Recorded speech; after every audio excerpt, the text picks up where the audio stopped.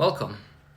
Thank you so much for joining me, and I'm the investigator, and today we will be talking about the fairness principle, going through page 4, 5, and 6, 7 eventually, to determine some principles that are very, very important in our investigations.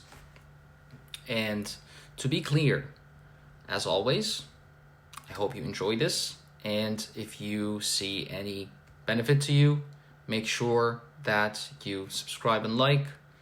I'd really appreciate that. We're trying to reach our first 100, so that would be great. Let's start. The fairness principle. Because I respect this process, I abide strictly by what I call the fairness principle. Throughout my investigations, I owe this fairness to the topics I audit, I owe it to myself, and I owe it directly to you. Therefore, while I accept criticism completely, I demand that it originates from a position of truthful, honest comprehension rather than a lack of attention or intellectual laziness. There's a vast distance between constructive critique and contrarian arguments. Someone who merely desires to argue for argumentation's sake will never be specific with you.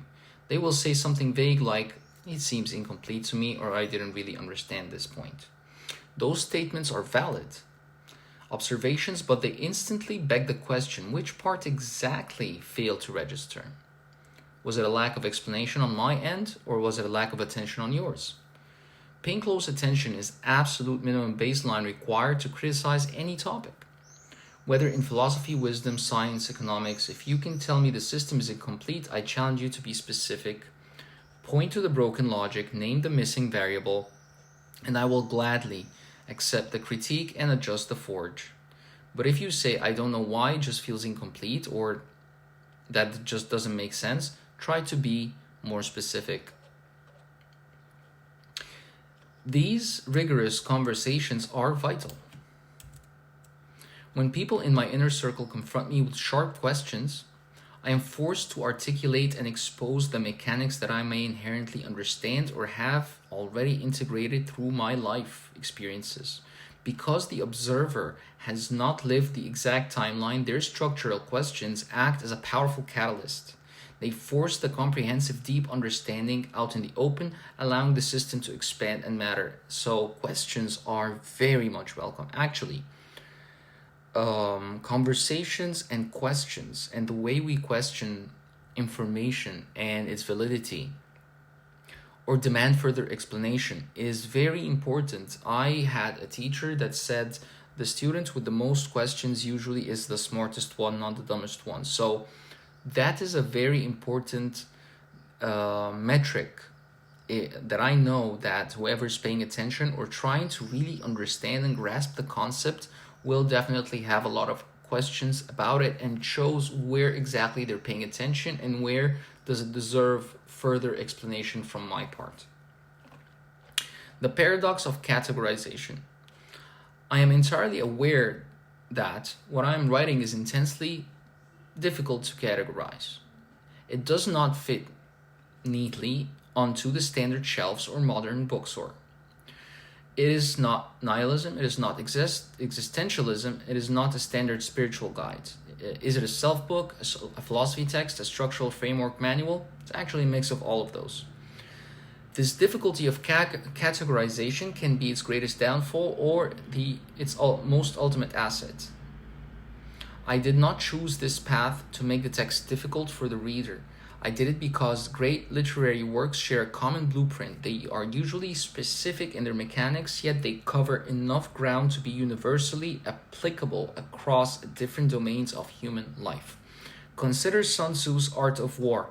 It is a military manual, yet its structural principles of strategy, leverage, and timing are deployable globally, today in corporate business, macroeconomics, and personal leadership.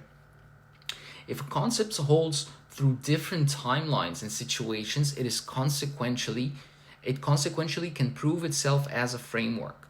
Thus, it can be seamlessly mapped and applied onto entirely different domains of reality.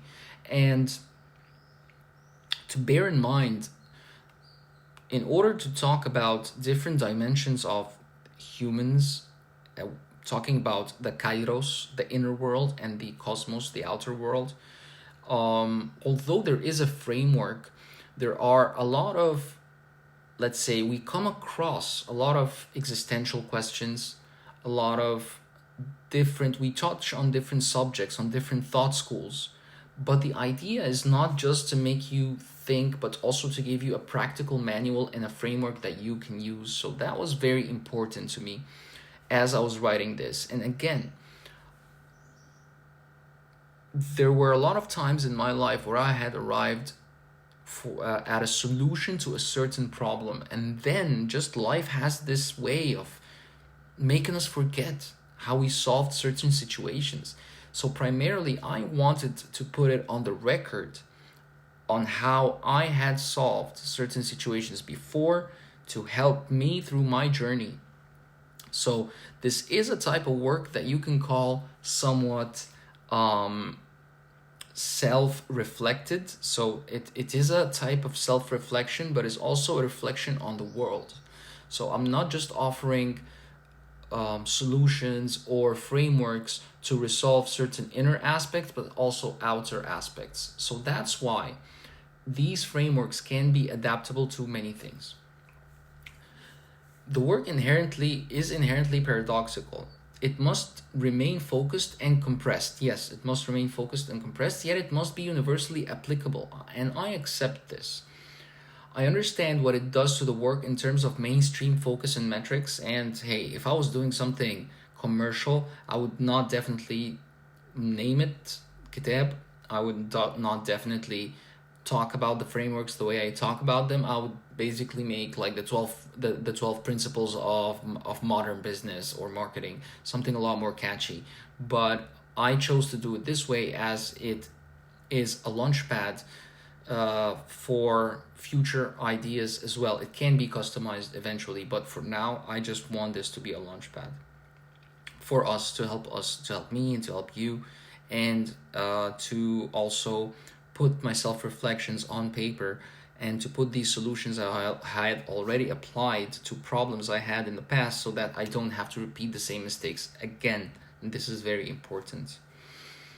To counter this, I am keeping the narrative flow dynamic, simple, and anchored in concrete examples. That is very important. I am compressing many observations into digestible, practical frameworks, exploring directly into the same timeless mechanics that have puzzled the greatest human mind since the dawn of time. Yes, we do. So like I said before, we do come across a lot of existential topics, but at the same time, I don't want to ponder upon existentialism for like 3-4 chapters or a book.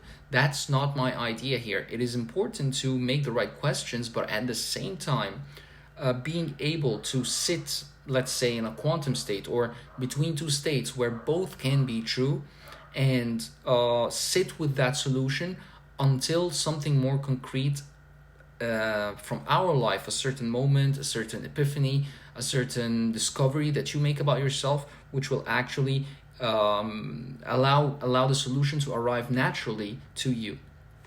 Okay, and that is it for today. I will continue. So we have arrived at page 8 actually. I will continue this. Of course, I'm trying to make these episodes short and sweet. I haven't still linked my other accounts to this one, so I'm just trying things out. I'm putting the content out there for whoever is going to see it. If you like what you're seeing, if it resonates with you, if you want to know more, if it interests you, the frameworks interest you, and you wanna know how to balance your inner self, understand the world, filter information. You want to solve different problems or arrive at different conclusions, or just have a manual for like a manual for all the wisdoms, basically filtered and translated into the modern language. This is the book for you. Thank you so much for joining me. This was The Investigator, and I'll see you on the other side. Take care and have a great one.